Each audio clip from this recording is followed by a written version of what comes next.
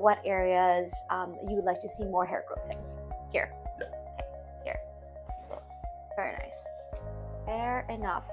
Okay, and this is where you've seen most of it fall out. Yeah.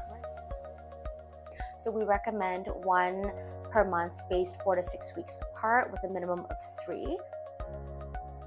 The medicated washes and stimulating your hair with oils and will help with the success of hair PRP. A lot of it comes down to the patient, right? As well as quality of your blood, because what happens is we take your blood, it goes into a little centrifuge, and then we use the plasma from your blood to inject into your scalp to stimulate the follicles for hair growth.